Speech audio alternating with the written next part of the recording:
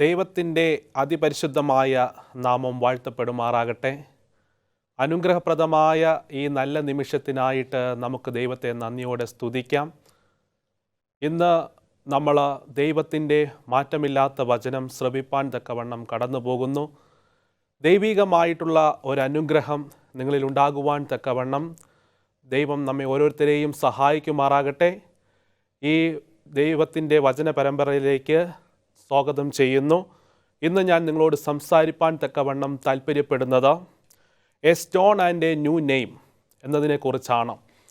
ഒരു പുതിയ പേര്, ഒരു പുതിയ കല്ല് എന്നതിനെക്കുറിച്ച് ഞാൻ നിങ്ങളോട് സംസാരിപ്പാൻ തക്കവണ്ണം താല്പര്യപ്പെടുന്നു. അതിനു മുമ്പായിട്ട് നമുക്കൊരു നിമിഷം കണ്ണുകളടയ്ക്കാം, പ്രാർത്ഥിക്കാം. ഞങ്ങളെ അതിവാത്സല്യമായി സ്നേഹിക്കുന്ന ഞങ്ങളുടെ കർത്താവേ, അടിയങ്ങളിതാ ദൈവമേപ്പൻ്റെ സന്നിധിയിലേക്ക് താഴ്മയായി കടന്നു വരുന്നു. കർത്താവേ, അങ്ങയുടെ വചനം ദൈവമേ ഞങ്ങൾ പഠിക്കുവാൻ തക്കവണ്ണം കടന്നു പോകുന്നു. ദൈവത്തിൻ്റെ ആത്മാവ് പ്രവർത്തിക്കുമാറാകണമേ. അങ്ങ് തന്നെ വചനം സംസാരിക്കുമാറാകണമേ. എല്ലാം ദൈവാത്മാവിൻ്റെ പ്രവർത്തനവും ഉണ്ടാകണമേ നാഥ. മാനവും മഹത്വവും അങ്ങ് എടുക്കണം. യേശുവിൻ്റെ നാമത്തിൽ തന്നെ ആമേൻ. ഇവിടെ വേദപുസ്തകം നമ്മളോട് സംസാരിക്കുന്നത് കല്ലുകളെക്കുറിച്ച് നമ്മളോട് സംസാരിക്കുന്നു. മിസ്രൈം ദേശത്ത് നിന്ന് ഇസ്രായേൽ മക്കളെ വന്ന സമയത്ത് അവിടെ കല്ലുകളെക്കുറിച്ച് നമുക്ക് കാണുവാൻ തക്കവണ്ണം സാധിക്കുന്നു. കല്ലുകൾ വിധി പറയുന്നതും അതുപോലെ തന്നെ കല്ലുകൾ ശിക്ഷാവിധി നടപ്പാക്കുന്നതും നമുക്ക് കാണുവാൻ തക്കവണ്ണം സാധിക്കുന്നു. ആഖോർ താഴ്വരയിൽ ആഖാനെ നമുക്ക് ഓർത്തു നോക്കാം. അവിടെ ആഖാൻ തെറ്റ് ചെയ്തപ്പോൾ കല്ലുകൾ ആയുധമാക്കി ആഖാനെയും കുടുംബത്തെയും കൊല്ലുന്നത് നമുക്ക് കാണുവാൻ തക്കവണ്ണം സാധിക്കുന്നു. ആഖാൻ ചെയ്ത തെറ്റിൻ്റെ വ്യാപ്തി എന്താണെന്ന് അവന് മനസ്സിലാക്കുവാൻ തക്കവണ്ണം ദൈവം അവിടെ പ്രവർത്തിക്കുന്നതായിട്ട് നമുക്ക് കാണുവാൻ സാധിക്കുന്നു. എപ്രകാരമാണ് കല്ലുകൾ നമ്മളോട് സംസാരിക്കുന്നത്? എപ്രകാരമാണ് നമ്മുടെ ജീവിതത്തിൽ കല്ലുകൾ ഒരു സ്മാരകമായിട്ട് മാറുന്നത്? നമുക്കറിയാം, ഇന്ന് ഈ ലോകത്തിൽ ജീവിക്കുമ്പോൾ അനേകം കല്ലുകൾ ഉണ്ട്. അനേകം പേരുടെ ഹൃദയങ്ങളും കല്ലുകൾക്ക് തുല്യമായിട്ട് ആയിരിക്കുന്ന ഒരവസ്ഥയിലാണ്. എന്നാൽ ദൈവവചനത്തിലൂടെ ആ ഹൃദയങ്ങൾ കടന്നു പോകുകയാണ് എങ്കിൽ അതിൻ്റെ അഗ്രങ്ങളൊക്കെയും ശരിയാക്കി അതിനെ നന്മയിലേക്ക് ദൈവം കൊണ്ടുവരുമെന്ന് വേദപുസ്തകം നമ്മളെ ഓർമ്മപ്പെടുത്തുന്നു. ഇന്ന് സുവിശേഷം നമ്മളിലൂടെ പ്രസംഗിക്കപ്പെടുവാൻ തക്കവണ്ണം ദൈവം താല്പര്യപ്പെടുന്നു. എന്നാൽ വേദപുസ്തകം കർത്താവായ യേശുക്രിസ്തു നമ്മളോട് പറയുന്നത് ഒരു സമയത്ത് കല്ലുകൾ ആർക്കുമെന്ന് വേദപുസ്തകം നമ്മളോട് സംസാരിക്കുന്നു. കല്ലുകൾ ദൈവം ഇസ്രായേൽ മക്കളിൽ ഉപയോഗിക്കുന്നത് നമുക്ക് കാണുവാൻ തക്കവണ്ണം സാധിക്കുന്നു. ഇസ്രായേൽ മക്കളെ ദൈവഭയത്തിലേക്ക് കൊണ്ടുവരുവാനും ഇസ്രായേൽ മക്കളെ ദൈവഭയത്തിലൂടെ നടത്തുവാനും തക്കവണ്ണം ദൈവം അതിനെ കല്ലുകളെ ഉപയോഗിക്കുന്നതായിട്ട് നമുക്ക് കാണുവാൻ തക്കവണ്ണം സാധിക്കുന്നുണ്ട്. ഇവിടെ ഏദൻ തോട്ടത്തിൽ നോക്കിക്കഴിഞ്ഞാൽ ഈ കല്ലുകളെ കുറിച്ച് ഉൽപ്പത്തി പുസ്തകത്തിൽ 2-ാം അധ്യായം അതിൻ്റെ 12-ാം വാക്യത്തിലാണ് നമുക്ക് കാണുവാൻ തക്കവണ്ണം സാധിക്കുന്നത്. ആ വാക്യം ഇപ്രകാരം പറയുന്നു: ആ ദേശത്തിലെ പൊന്ന് മേത്തരമാകുന്നു, അവിടെ ഗുൽഗുലുവും ഗോമേതകവും ഉണ്ട് എന്ന് വേദപുസ്തകം നമ്മളെ ഓർമ്മപ്പെടുത്തുന്നു. ഇവിടെ മഹാപുരോഹിതൻ്റെ ഡ്രസ്സിലേക്ക് അല്ലെങ്കിൽ മഹാപുരോഹിതൻ ഉപയോഗിക്കുന്നതായിട്ടുള്ള വസ്ത്രത്തിലേക്ക് നമ്മൾ നോക്കുകയാണ് എങ്കിൽ അവിടെ ചില കല്ലുകൾ ആ വസ്ത്രത്തിലുള്ളതായിട്ട് നമുക്ക് കാണുവാൻ സാധിക്കുന്നു. ഒന്നാമതായിട്ട് ഈ ഗോമേതക കല്ല് ആ വസ്ത്രത്തിലുള്ളതായിട്ട് നമുക്ക് കാണുവാൻ സാധിക്കുന്നു. എന്തിനു വേണ്ടിയാണ് ഈ കല്ലുകൾ ഉപയോഗിക്കുന്നത്? ദൈവവുമായിട്ടുള്ള ബന്ധത്തെയാണ് അവിടെ നമുക്ക് കാണുവാൻ സാധിക്കുന്നത്. ദൈവവുമായിട്ട് ഇസ്രായേൽ മക്കളുള്ള ബന്ധത്തെ നമുക്ക് ആ കല്ലുകളിലൂടെ കാണുവാൻ തക്കവണ്ണം സാധിക്കുന്നു. ഇവിടെ ഗോമേതക കല്ല് 2 നിറത്തിലാണുള്ളത്. അതുപോലെ തന്നെ വെള്ളയും കറുപ്പും നിറത്തിലാണ് ഈ ഗോമേതക കല്ലുകളുള്ളത്. പിന്നെ ചുവന്ന കല്ലുകളെയും നമുക്ക് കാണുവാൻ തക്കവണ്ണം സാധ്യമായി തീരും. ഇവിടെ വെള്ളയും കറുപ്പും ചേർന്നതായിട്ടുള്ള കല്ലുകൾ ഉപയോഗിച്ചിട്ട് ദൈവം ഇസ്രായേൽ മക്കളോട് പറയുന്നത് ഇപ്രകാരമാണ്. അവിടെ വേദവാക്യം ഇപ്രകാരം ഓർമ്മപ്പെടുത്തുന്നു: പുറപ്പാട് പുസ്തകം 28 അധ്യായം അതിൻ്റെ 9, 10 വാക്യങ്ങൾ പറയുന്നു, അതുകൂടാതെ ഗോമേതക കല്ലെടുത്ത് അവയിൽ ഇസ്രായേൽ മക്കളുടെ പേർ എഴുതേണം. അവരുടെ പേരുകൾ 6 ഗോത്രങ്ങളുടെ പേരുകൾ ഒരു കല്ലിലും അതുപോലെ തന്നെ ശേഷമുള്ള 6 പേരുകൾ മറ്റേ കല്ലിലും എഴുതണമെന്ന് വേദപുസ്തകം നമ്മെ ഓർമ്മപ്പെടുത്തുന്നു. അതായത് 12 ഗോത്രങ്ങളിൽ അടങ്ങുന്ന എല്ലാ ജനങ്ങളും ദൈവവുമായിട്ട് ഒരു ബന്ധത്തിലേർപ്പെടണമെന്ന് ദൈവം ആഗ്രഹിക്കുന്നുണ്ട്. അപ്രകാരം ദൈവത്തിൻ്റെ മാറ്റമില്ലാത്ത വചനം നമ്മെ ഓർമ്മപ്പെടുത്തുന്നത് ഈ പേരുകളിലൂടെ ദൈവത്തിൻ്റെ സന്നിധിയിൽ നിലനിൽക്കുന്നതിന് വേണ്ടിയാണ്. ഗോത്രങ്ങൾ ദൈവസന്നിധിയിൽ എപ്പോഴും ദൈവവുമായിട്ട് ഒരു ബന്ധം ഉണ്ടാകുന്നതിന് വേണ്ടിയാണ് ദൈവം അപ്രകാരം അവിടെ ആക്കിയിരിക്കുന്നത്. ഈ 12 ഗോത്രങ്ങൾക്കും 12 പേരുകളാണ് ഉള്ളത് എന്ന് വേദപുസ്തകം നമ്മളെ ഓർമ്മപ്പെടുത്തുന്നു. അത് യാക്കോബിൻ്റെ സന്തതികളുടെ പേരാണ് എന്ന് നമുക്ക് അറിയുവാൻ തക്കവണ്ണം സാധിക്കുന്നു. ദൈവവചനം നമ്മെ ഓർമ്മപ്പെടുത്തുന്നത് എന്താണ്? കല്ലുകളിലൂടെ. കാരണം കല്ലുകൾ പലപ്പോഴും ഇസ്രായേൽ മക്കൾ ഒരു ആയുധമാക്കി എടുക്കാറുണ്ട്. എന്നാൽ പലപ്പോഴും ഈ കല്ലുകളുടെ അവസ്ഥയിലാണ് നമ്മൾ ആയിരിക്കുന്നത്. ഇവിടെ മഹാപുരോഹിതൻ്റെ വസ്ത്രത്തിലുള്ള 2 കല്ലുകൾ, അത് അവർ അപ്രകാരം നമുക്ക് മനസ്സിലാക്കുവാൻ തക്കവണ്ണം സാധിക്കും. ആ 2 കല്ലുകളും 12 ഗോത്രങ്ങളെ പ്രതിനിധാനം ചെയ്യുന്നതായിട്ട് നമുക്ക് കാണുവാൻ തക്കവണ്ണം സാധിക്കും. ഇവിടെ ആ കല്ലുകൾ പലപ്പോഴും ദൈവം ബന്ധത്തെ ഓർമ്മപ്പെടുത്തിയിരുന്നെങ്കിലും പിന്നെയും ആ വസ്ത്രങ്ങളിൽ കല്ലുകളെ നമുക്ക് കാണുവാൻ സാധിക്കും. അതിൻ്റെ 2 കല്ലുകൾ ഞാൻ നിങ്ങളെ ഓർമ്മപ്പെടുത്തുവാൻ തക്കവണ്ണം താല്പര്യപ്പെടുന്നു. ഒന്ന് ഉറീമും അതുപോലെ തന്നെ തുമീമും എന്ന് പറയുന്ന 2 കല്ലുകൾ. പ്രധാനമായിട്ടും അത് മഹാപുരോഹിതൻ്റെ ബ്രസ്റ്റ് പ്ലേറ്റിലാണ് അത് ഉൾപ്പെടുത്തിയിരിക്കുന്നത്. ആ 2 കല്ലുകളും പലപ്പോഴും പല തീരുമാനങ്ങളും എടുക്കുന്ന സമയത്ത്, പ്രതിസന്ധികൾ വരുന്ന സമയത്ത് ഇസ്രായേൽ മക്കൾ മഹാപുരോഹിതൻ്റെ അടുത്തേക്ക് കടന്നു വരികയും ദൈവത്തിൻ്റെ അരുളപ്പാട് എന്താണ് എന്ന് മനസ്സിലാക്കുവാൻ തക്കവണ്ണം ഈ കല്ലുകളിലേക്കും നോക്കിയിരുന്നതായിട്ടുള്ളൊരു സ്ഥിതിവിശേഷമുണ്ട്. ദൈവത്തിൻ്റെ അരുളപ്പാട് ഇതിലൂടെ മനസ്സിലാക്കുവാൻ തക്കവണ്ണം സാധിക്കുന്ന ഒരു കാലഘട്ടമുണ്ടായിരുന്നു. ഇസ്രായേൽ മക്കൾ എന്ത് ചെയ്തിരുന്നാലും ദൈവത്തിൻ്റെ അരുളപ്പാട് ചോദിക്കുവാൻ തക്കവണ്ണം മഹാപുരോഹിതൻ്റെ അടുത്തേക്ക് കടന്നു വരുന്ന ഒരു സാഹചര്യം ഉണ്ടായിരുന്നു. ആ കല്ലുകൾ അവിടെ പ്രവർത്തിക്കുന്നതായിട്ട്, ന്യായവിധി നടത്തുന്നതായിട്ട് നമുക്ക് കാണുവാൻ തക്കവണ്ണം സാധിക്കുന്നു. ഞാൻ നേരത്തെ നിങ്ങളോട് സൂചിപ്പിച്ചതായിട്ടുള്ള ഗോമേതക കല്ല്, 2 കല്ലുകളുണ്ട്. 12 ഗോത്രങ്ങളെ പ്രതിദാനം ചെയ്യുന്ന 2 കല്ലുകൾ. ആ കല്ലുകളിൽ നമ്മൾ നോക്കിക്കഴിഞ്ഞാൽ എന്താണ്? ദൈവവുമായിട്ടുള്ള ബന്ധത്തെയാണ് നമുക്ക് കാണുവാൻ തക്കവണ്ണം സാധിക്കുന്നത്. ഇവിടെ വേദപുസ്തകം നമ്മളെ ഓർമ്മപ്പെടുത്തുന്നു, 2 കളറുകളാണ് അതിനുള്ളത്, 2 നിറങ്ങളാണ് അതിനുള്ളത്. ഒന്നാമത്തെ നിറമെന്ന് പറയുന്നത് വെള്ളയാണ്, രണ്ടാമത്തെ നിറമെന്ന് പറയുന്നത് കറുപ്പാണ്. കറുപ്പ് എന്തിനെയാണ് പ്രതിദാനം ചെയ്യുന്നത്? കറുപ്പ് ഇന്ന് ഈ ലോകത്തിൽ എന്തിനെയാണ് സൂചിപ്പിക്കുന്നത്? നമുക്ക് നോക്കുമ്പോൾ മനസ്സിലാക്കുവാൻ തക്കവണ്ണം സാധിക്കുന്നു. കറുപ്പെന്ന് പറയുന്നത് പാപത്തിൻ്റെതായിട്ടുള്ള ഒരു അനുഭവമാണ്. പാപത്തിൻ്റെതായിട്ടുള്ള ഒരു സ്ഥിതിവിശേഷം ഇന്ന് ലോകത്തിൽ നിറയുന്നതായിട്ടുള്ളൊരു അനുഭവമാണ്. അന്ധകാരം നിറഞ്ഞതായിട്ടുള്ള ഒരു ലോകത്തിലാണ് നാം ജീവിക്കുന്നത്. അന്ധകാരത്തിൻ്റെ ദുഷ്പ്രവർത്തികൾ നിലനിൽക്കുന്നതായിട്ടുള്ളൊരു ലോകത്തിലാണ് നാം ജീവിക്കുന്നത്. വേദപുസ്തകം പറയുന്നു, അന്ത്യനാളുകളിൽ നമ്മൾ ആയിരിക്കുന്നു. ദൈവവചനം അനുസരിക്കുവാൻ താല്പര്യമില്ലാത്ത തലമുറകളെ നമുക്ക് കാണുവാൻ തക്കവണ്ണം സാധിക്കുന്നു. കാരണം ഈ ലോകം മുഴുവനും അന്ധകാരം കൊണ്ട് നിറഞ്ഞതായിട്ടുള്ള ഒരു അനുഭവമാണ്. ഈ ലോകം മുഴുവനും അന്ധകാരത്തിൻ്റെ അനുഭവത്തിലൂടെ കടന്നു പോകുകയാണ്. പാപത്തിൻ്റെതായിട്ടുള്ള സ്വഭാവം നമുക്കിന്ന് കാണുവാൻ തക്കവണ്ണം സാധിക്കും. പലരുടെയും സ്വഭാവത്തിൽ പാപസ്വഭാവം കടന്നു വരാറുണ്ട്.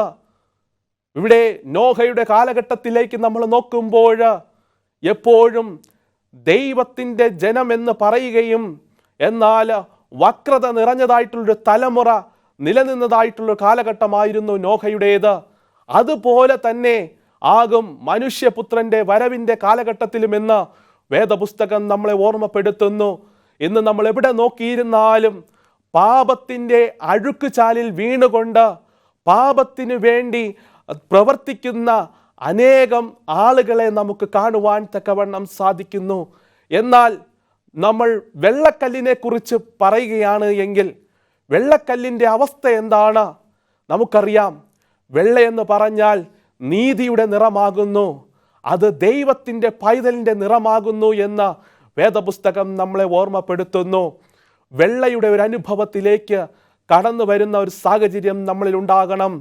ദൈവവചനം നമ്മെ പ്രത്യേകമായിട്ട് ഓർമ്മപ്പെടുത്തുന്നു. വിജയത്തിൻ്റെതായിട്ടുള്ളൊരു അനുഭവത്തിലേക്ക് നാം കടന്നു വരണമെങ്കിൽ പാപത്തിൻ്റെ എല്ലാ സ്വഭാവങ്ങളും മാറ്റി പാപമൊക്കെയും ദൈവസന്നിധിയിൽ ഏറ്റുപറഞ്ഞ് മാനസാന്തരത്തിൻ്റെ ഒരു അനുഭവത്തിൽ കടന്നു വന്ന് പാപത്തെ ഉപേക്ഷിച്ച് വെള്ളയുടേതായിട്ടുള്ളൊരു അനുഭവം, അതായത് നീതിയുടേതായിട്ടുള്ളൊരു അനുഭവത്തിലേക്ക് നാം കടന്നു വരണം. പലരുടെയും പ്രയാസങ്ങൾ പ്രതിസന്ധികളിലുമാകുമ്പോൾ, പലരും കഷ്ടതയുടെ അനുഭവത്തിലാകുമ്പോൾ പലരും പാപത്തിൻ്റെ വഴി തിരഞ്ഞെടുക്കാറുണ്ട്. പലരും ഈ ലോകമോഹത്തിൻ്റെ വഴികൾ തിരഞ്ഞെടുക്കാറുണ്ട്. എന്നാൽ അങ്ങനെയല്ല. ദൈവവചനം പറയുന്നു, അന്ത്യനാളുകളിൽ അവസാനത്തെ നിമിഷത്തിൽ ഞാൻ വിജയിക്കുന്നവന് ഒരു വെള്ളക്കല്ല് കൊടുക്കും, ആ വെള്ളക്കല്ലിൽ അവൻ്റെ പുതിയ പേർ എഴുതുമെന്ന് വേദപുസ്തകം നമ്മളെ ഓർമ്മപ്പെടുത്തുന്നു. എന്താണ് ആ വചനം നമ്മെ സൂചിപ്പിക്കുന്നത്? ഇവിടെ കറുത്തതായിട്ടുള്ള കല്ലിൻ്റെ അനുഭവം എന്ന് പറയുന്നത് ഈ ദൈവത്തിൻ്റെ കൽപ്പനയനുസരിക്കാതെ, ദൈവത്തിൻ്റെ വചനം നോക്കാതെ, അതുപോലെ തന്നെ ദൈവത്തിൻ്റെ വചനത്തിൻ്റെ വഴിയെ നടക്കാതെ പാപപങ്കുലമായിട്ടുള്ള ഈ ലോകത്തിൽ നടക്കുന്ന ഒരു വ്യക്തിയുടെ ശിക്ഷാവിധിയെക്കുറിച്ചാണ് നമ്മെ ഓർമ്മപ്പെടുത്തുന്നത്. എന്നാൽ വെള്ളക്കല്ലെന്ന് പറയുന്നത് മാന്യവും ശ്രേഷ്ഠവുമായിട്ടുള്ള ഒരു പദവിയാണ് ദൈവം അവർക്ക് നൽകുന്നത്.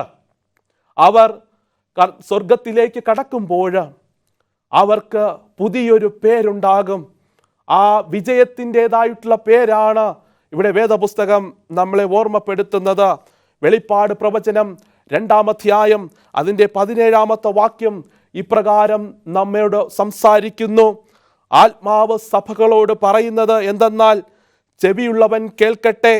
ജയിക്കുന്നവന് ഞാൻ മറഞ്ഞിരിക്കുന്ന മന്ന കൊടുക്കും, ഞാൻ അവന് വെള്ളക്കല്ലും ലഭിക്കുന്നവനല്ലാതെ ആരും അറിയാത്ത കല്ലിന്മേൽ എഴുതിയിരിക്കുന്നതുമായ പുതിയ പേർ കൊടുക്കുമെന്ന് വേദപുസ്തകം നമ്മളെ ഓർമ്മപ്പെടുത്തുന്നു. എന്നെ കേൾക്കുന്ന ദൈവത്തിൻ്റെ ജനമേ, നാം ഓർത്തുകൊള്ളണം, നമുക്കൊരു പുതിയ പേർ ലഭിക്കുവാൻ തക്കവണ്ണം പോകുന്നു. വെള്ളക്കല്ല് ലഭിപ്പാൻ തക്കവണ്ണം പോകുന്നു. അതോ ദൈവിക തീരുമാനങ്ങൾക്ക് പ്രാധാന്യം കൊടുത്തുകൊണ്ട് ദൈവത്തിൻ്റെ വഴിയെയാണോ നടക്കുന്നത്? ദൈവത്തിൻ്റെ ആലോചന കേൾത്തുകൊണ്ടാണോ നാം നടക്കുന്നത് എന്ന് നമ്മെ തന്നെ ശോധന ചെയ്യുക. അപ്രകാരം ശോധന ചെയ്യുകയാണ് എങ്കിൽ തീർച്ചയായിട്ടും നമ്മുടെ ജീവിതത്തിൽ നന്മകളെ അനുഭവിപ്പാൻ തക്കവണ്ണം നമുക്ക് സാധിക്കും. വേദപുസ്തകം നമ്മളെ ഇപ്രകാരം ഓർമ്മപ്പെടുത്തുന്നു, കർത്താവ് രണ്ടാമതായും വീണ്ടും കടന്നു വരുവാൻ തക്കവണ്ണം പോകുന്നു. ആ വരുന്ന സമയത്ത് നമ്മുടെ പേർ ചൊല്ലി വിളിക്കുകയും നമുക്കൊരു പുതിയ രാജ്യവും പുതിയ നീതിയും നമുക്കായിട്ട് ദൈവം ഒരുക്കിയിരിക്കുന്നു. പുതിയ രാജ്യവും പുതിയ ഭൂമിയും നമുക്കായിട്ട് ഒരുക്കിയിരിക്കുന്നു. ആ രാജ്യത്തിന് അവകാശികളാകുവാനാണ് ദൈവം എന്നെയും നിന്നെയും വിളിച്ച് വേർതിരിച്ചിരിക്കുന്നത്. ഈ കല്ലുകൾ നമ്മുടെ ഓർമ്മകളിൽ ഒരു നല്ല സ്മാരകമായി നിന്നുകൊണ്ട് നമുക്ക് ഈ കല്ലുകളെ ഓർക്കാം. ഇസ്രായേൽ മക്കൾ യുദ്ധത്തിനായിട്ട് പുറപ്പെടുമ്പോൾ യുദ്ധത്തിൽ ജയിക്കുമോ തോൽക്കുമോ എന്ന് മുന്നമേ തന്നെ ദൈവത്തിനോടൊരു തീരുമാനം ചോദിക്കുന്നതായിട്ട് നമുക്ക് കാണുവാൻ തക്കവണ്ണം സാധിക്കും. ഈ അന്ത്യനാളുകളിൽ നാം ആയിരിക്കുമ്പോൾ നാമും അപ്രകാരമുള്ളൊരവസ്ഥയിലാണ്. നമ്മുടെ ക്രിസ്തീയ ജീവിതം, നമ്മുടെ ആത്മീക ജീവിതം ജയിക്കുന്ന ഒരനുഭവത്തിലേക്ക് കടന്നു വരണം. അതിന് ദൈവത്തിൻ്റെ അരുളപ്പാട് നാം ചോദിക്കുന്ന ഒരു സ്ഥിതിവിശേഷത്തിലേക്ക് കടന്നു വരണം. നാം എന്ത് തീരുമാനങ്ങൾ എടുക്കുമ്പോഴും ഈ കല്ലുകൾ നമ്മുടെ ഹൃദയങ്ങളിലേക്ക് ഓർമ്മ വരണം. നാം ദൈവത്തോട് അരുളപ്പാട് ചോദിക്കണം.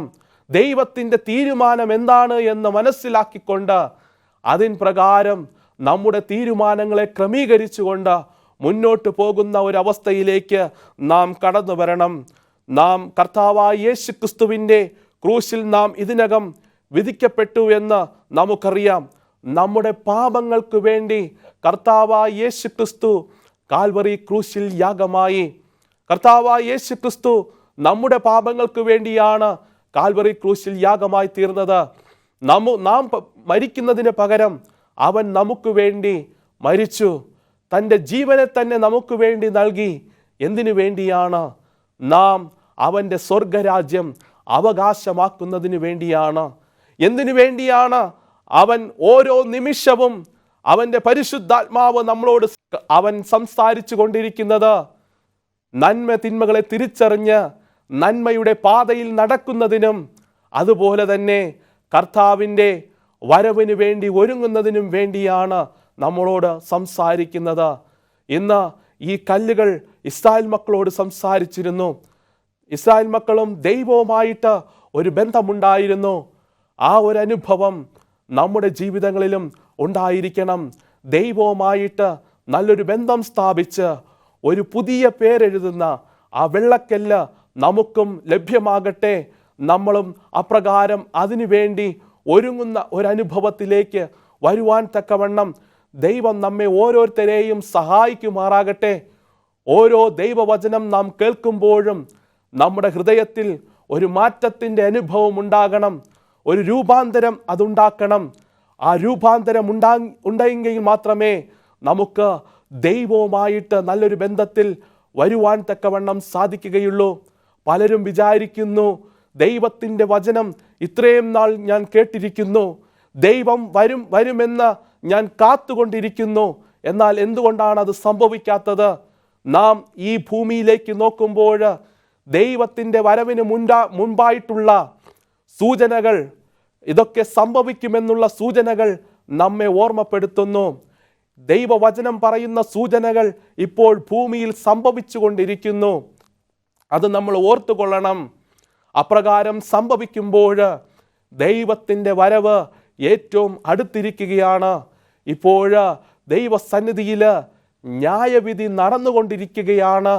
ആ ന്യായവിധി കഴിയുമ്പോൾ ദൈവം ഈ ഭൂമിയിലേക്ക് വരുന്നതായിട്ടുള്ളൊരു സാഹചര്യമുണ്ട്. അപ്പോൾ നമുക്ക് ആ കല്ല് ലഭിക്കുന്ന ഒരു സാഹചര്യമുണ്ട്. പുതിയൊരു പേർ ലഭിക്കുന്നതായിട്ടുള്ളൊരു സാഹചര്യമുണ്ട്. അപ്രകാരം ഒരനുഭവത്തിലേക്ക് കടന്നു വരുവാൻ തക്കവണ്ണം ദൈവം എന്നെയും നിന്നെയും വിളിച്ച് വേർതിരിക്കുന്നു. ആ വിളിക്ക് യോഗ്യമാം വണ്ണം ജീവിപ്പാൻ തക്കവണ്ണം നമ്മുടെ ഹൃദയങ്ങളെ നാം ഗ്രഹിച്ചു കൊള്ളുക. കർത്താവ് ആ വലിയ രാജ്യം, പുതിയ രാജ്യം നമുക്കായിട്ടൊരുക്കുമ്പോൾ അത് പ്രാപിക്കുവാനാണ് ഓരോ ക്രിസ്ത്യാനിയും തയ്യാറായിരിക്കുന്നത്. ഓരോ ക്രിസ്ത്യാനിയും അതിനു വേണ്ടിയാണ് താല്പര്യത്തോടുകൂടെ ആയിരിക്കുന്നത്. ഓരോ ക്രിസ്ത്യാനിയും അതിനു വേണ്ടിയാണ് ദൈവവചനം വായിക്കുകയും പഠിക്കുകയും പ്രവർത്തിക്കുകയും ചെയ്യുന്നത്. അപ്രകാരം ദൈവത്തിൻ്റെ മാറ്റമില്ലാത്ത വചനം നമ്മുടെ ഹൃദയങ്ങളിൽ ആയിരിക്കാൻ തക്കവണ്ണം ദൈവം നമ്മെ സഹായിക്കുമാറാകട്ടെ. നമ്മുടെ പുതിയ പേരുള്ള വെളുത്ത കല്ല് ആ മഹത്തായ വിരുന്നിലേക്ക് ഉള്ള ഒരു ടിക്കറ്റാണ്. ആ ടിക്കറ്റ് നമ്മൾ കരസ്ഥമാക്കണമെന്നുണ്ട് എങ്കിൽ നാം ദൈവത്തിൻ്റെ വചനമനുസരിച്ച് ജീവിക്കുന്ന ഒരനുഭവത്തിലേക്ക് കടന്നു വരണം. ദൈവത്തിൻ്റെ വചനമനുസരിച്ച് ജീവിക്കുകയാണ് എങ്കിൽ തീർച്ചയായിട്ടും നമുക്ക് നന്മ പ്രാപിപ്പാൻ തക്കവണ്ണം സാധിക്കും. ഇസ്രായേൽ മക്കൾ ദൈവവചനത്തിൽ നിന്ന് പിന്തിരിഞ്ഞു പോകുന്നതായിട്ടുള്ള സാഹചര്യം ഉണ്ടായിരുന്നു. ദൈവവചനത്തിൽ നിന്ന് മറുതലിക്കുന്ന ഒരനുഭവം ഉണ്ടായിരുന്നു. ദൈവത്തോട് പിറുപിറുക്കുന്ന ഒരനുഭവം ഉണ്ടായിരുന്നു. ദൈവത്തോട് മത്സരിക്കുന്നതായിട്ടുള്ളൊരു അനുഭവം ഉണ്ടായിരുന്നു. എങ്കിൽ പോലും ദൈവം അവർക്കായിട്ടുള്ളൊരു പദ്ധതികൾ ഒരുക്കിയിരുന്നു. അവർ ഈ കല്ലുകൾ അവരോട് സംസാരിച്ചിരുന്നു. അപ്രകാരം ഇന്ന് ഈ വചനത്തിൽ ദൈവവചനം നമ്മളോട് സംസാരിക്കുന്നു. ഈ കല്ലുകൾ നമ്മളോട് സംസാരിക്കുന്നു. വെള്ളക്കല്ല് ലഭിച്ചുകൊണ്ട് ആ വലിയ വിരുന്നിലേക്കുള്ള ടിക്കറ്റ് നാം കരസ്ഥമാക്കിക്കൊണ്ട് പുതിയൊരു പേരൊരുക്കിക്കൊണ്ട് നമുക്ക് ദൈവത്തിൻ്റെ രാജ്യത്തിനായിട്ട് ഒരുങ്ങാം. നമ്മളെ തന്നെ ഒരുക്കാം. നമ്മുടെ പാപപരമായിട്ടുള്ള എല്ലാ സ്വഭാവങ്ങളും മാറി കറുത്ത അനുഭവത്തിൽ നിന്ന് വെളുത്ത അനുഭവത്തിലേക്ക് വരുന്നതായിട്ടുള്ളൊരു സാഹചര്യം നമ്മുടെ ജീവിതത്തിൽ നാം ഒരുക്കിയെടുക്കാം. നമ്മുടെ അന്ധകാരമായിട്ടുള്ള എല്ലാ അവസ്ഥകളും മാറി, പാപത്തിൻ്റെതായിട്ടുള്ള എല്ലാ അവസ്ഥകളും മാറി, എല്ലാ പ്രതിസന്ധികളും മാറ്റിക്കൊണ്ട് ദൈവരാജ്യത്തിന് അനുകൂലമായിട്ട് നിന്നുകൊണ്ട് ദൈവവേലയ്ക്കായിട്ട് നമുക്ക് ഒരുമിച്ച് നിൽക്കാം. ഇല്ല എങ്കിൽ കല്ലുകൾ ആർക്കുന്നതായിട്ടുള്ളൊരു സാഹചര്യം കടന്നു വരുവാൻ തക്കവണ്ണം പോകുന്നു. നാം ദൈവവചനം മറ്റുള്ളവരോട് സംസാരിച്ച് അനേകം ആത്മാക്കളെ നേടുന്ന ഒരനുഭവത്തിലേക്ക് കടന്നു വരണം. ഇവിടെ ദൈവത്തിൻ്റെ ആ സ്മാരകമായിട്ട് നാം ആ കല്ലുകളെ പ്രതിഷ്ഠിച്ചുകൊണ്ട് നമുക്കും ഇസ്രായേൽ മക്കളെപ്പോലെ മുന്നോട്ട് പോകാം. അവർ വാഗ്ദത്ത നാടായ കനാൻ ദേശത്തേക്ക് പ്രവേശിച്ചപ്പോൾ അവർ ആ കല്ലുകൾ അവിടെ സ്ഥാപിക്കുന്നതായിട്ട് നമുക്ക് കാണുവാൻ തക്കവണ്ണം സാധിക്കുന്നു. അപ്രകാരം ഒരു ഓർമ്മയുടെ കല്ലുകൾ നമുക്ക് സ്ഥാപിച്ചുകൊണ്ട് ഈ കല്ലുകൾ നമുക്ക്, ഈ വെള്ളക്കല്ല് നമുക്ക് ലഭിക്കുന്നതിന് വേണ്ടി നാം അപ്രകാരം നമ്മുടെ ജീവിതങ്ങളെ ക്രമപ്പെടുത്തിയ ഒരു അനുഭവത്തിലേക്ക് നാം കൊണ്ടുവരുന്നതായിട്ടുള്ള സാഹചര്യം ഉണ്ടായിരിക്കണം. ദൈവവചനം ഉൽപ്പത്തി മുതൽ വെളിപ്പാട് വരെ ഈ കല്ലുകളുടെ ഒരു കഥ നമ്മളോട് സംസാരിക്കുന്നു. ദൈവവചനം നമ്മളോട് സംസാരിക്കുന്നു.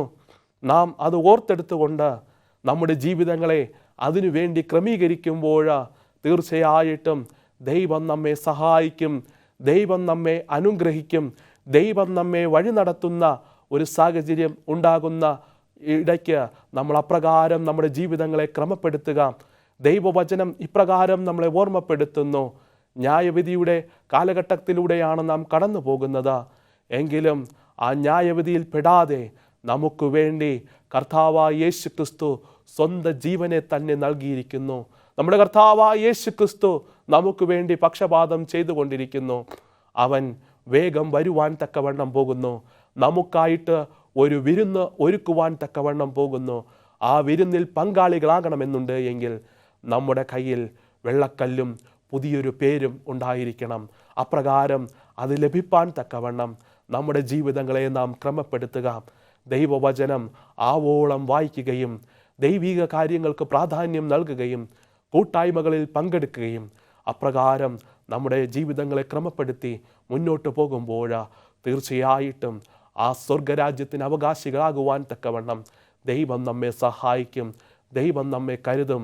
നാം എവിടെയായിരുന്നാലും ദൈവവചനത്തിന് പ്രാധാന്യം കൊടുക്കുക. അപ്രകാരം സ്മരണകൾക്ക് ഓർത്തുകൊണ്ട് കല്ലുകളുടെ നമ്മുടെ അനുഭവത്തിലേക്ക് നാം കടന്നു വന്നുകൊണ്ട് നമുക്ക് മുന്നോട്ട് പോകാം. ദൈവം നമ്മെ ഓരോരുത്തരെയും ധാരാളമായി അനുഗ്രഹിക്കുമാറാകട്ടെ. ആമേൻ.